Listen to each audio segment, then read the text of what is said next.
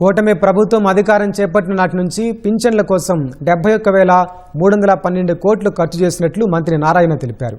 నెల్లూరులో ఎన్టీఆర్ భరోసా పింఛన్లను నారాయణ పంపిణీ చేశారు. క్రమం తప్పకుండా ప్రతి నెల 1వ తేదీనే ఇంటి వద్దకొచ్చి అర్హులకు పింఛన్లు అందిస్తున్నట్లు మంత్రి చెప్పారు. సార్, మా ఇంట్లో 3 పిల్లలు ఉన్నారు. 3కి తల్లికి వందనం వచ్చింది. 2 ఉన్నారు, 2కి వచ్చింది. అదేవిధంగా సిలిండర్లు ఇస్తున్నారు ఉచితంగా. అదేవిధంగా బస్సులో ప్రయాణం ఫ్రీ చేశారు. ఇలా 1వ తేదీ కానీ 1వ తేదీ కానీ ముందు రోజు కానీ పెన్షన్స్ ఇస్తాం. వాళ్ళ ఆనందానికి వద్దులేవు అసలు. ఆ పిల్లలు చదువుకునేదానికి గవర్నమెంట్లో ఉండే పిల్లలకి సైకిళ్ళు ఇస్తే నిజంగా వాళ్ళు ముసిపోతున్నారు తల్లిదండ్రులు.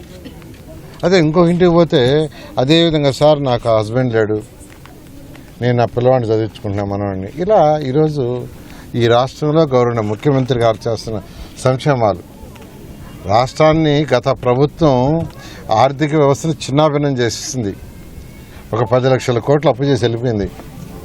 ఆర్థిక వ్యవస్థ అంతా చిన్నభిన్నం. అయినా ముఖ్యమంత్రి గారు ఎలక్షన్స్ ముందు ఏదైతే ఎన్డీఏ కూటమి మాట ఇచ్చిందో ప్రజలకి, ఆ మాట తప్పకుండా ఏదైతే ఈరోజు సూపర్ 6 వేసిందో, సూపర్ 6లో దాదాపు అన్ని ఆల్మోస్ట్ మెజారిటీ ఈరోజు చేయడం జరిగింది.